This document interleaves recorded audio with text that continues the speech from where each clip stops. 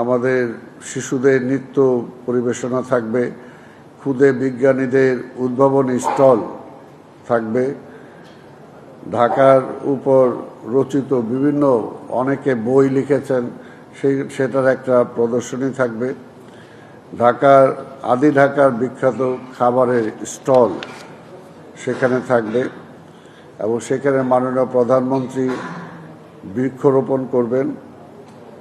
তারপরে লালবাগের কেল্লা পরিদর্শন করবেন আর ফেস্টুন ও বেলুন অবমুক্তকরণের মধ্য দিয়ে তিনি প্রোগ্রামটাকে উদ্বোধন করবেন এবং সেখানে পায়রা অবমুক্তকরণ করা হবে। আদি ঢাকার ঐতিহ্য ঘুড়ি উৎসব সেখানে উদ্বোধন হবে আর ওইখান থেকেই আবার ওই দিন ক্লিন ঢাকা, গ্রিন ঢাকার ও বিশেষ মশক নিয়ন্ত্রণ কার্যক্রমেরও তিনি সেখানে উদ্বোধন করবেন, যেটা উনি করার সাথে সাথে প্রতিটি ওয়ার্ডে আমাদের সেই প্রোগ্রামটা হবে। এই হলো সেদিন আমাদের প্রোগ্রাম। আর আমরা সেখানে যেটা থাকবে, আমাদের হৃদয়ে ঢাকার শিরোনামে একটা প্রামাণ্য চিত্র আমরা প্রদর্শন করব। সেখানে ঢাকার একটা স্মারক গ্রন্থ আমরা উন্মোচন এবং আমরা আশা করছি যে ঢাকা দিবসের উপরে একটি স্মারক ডাক টিকিট মোড়ক উন্মোচন, এটা যদি মন্ত্রণালয় সেটা অ্যাপ্রুভ করে সেটা করা হবে।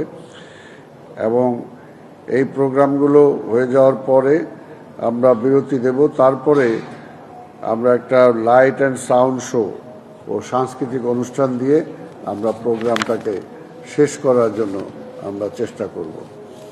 এইটা হলো আমাদের এই প্রোগ্রাম। আর 30 তারিখের যেটা আমাদের থাকবে সেটা হলো ওই সেম লালবাগের কেল্লাতেই, এটা আমাদের মাননীয় এলজিআরডি মন্ত্রী সেখানে উপস্থিত থাকার কথা আছে। সেখানে আমাদের ঐতিহ্য যে কাওয়ালি, ঢাকার কাওয়ালি আছে, কাশিদা আছে, গীতনাট্য আছে, সেগুলো আমরা সেখানে করে আমরা সেই উৎসবটাকে সমাপ্তি করব আমরা সেখানে। এই হলো আমাদের প্রোগ্রাম। এই প্রোগ্রামগুলো আমরা চাই যে আপনাদের সহযোগিতার মধ্য দিয়ে আমরা সুন্দরভাবে যাতে অনুষ্ঠানটা করতে পারি।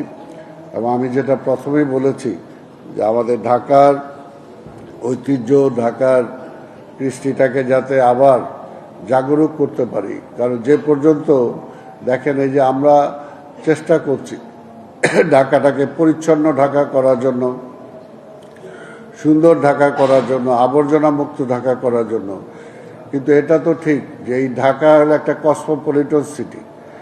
এখানে সারা বাংলাদেশের মানুষ বসবাস করে। ছুটির সময় দেখবেন লাইন ধরে সবাই আবার সেই গ্রামে যার যার বাড়িতে চলে যায়। এই কারণে হৃদয়ের যে ঢাকাটাকে স্থাপন করা, হৃদয় দিয়ে যে ঢাকাটাকে ভালোবাসা, সেটা কিন্তু এখনো হয়ে ওঠে নাই।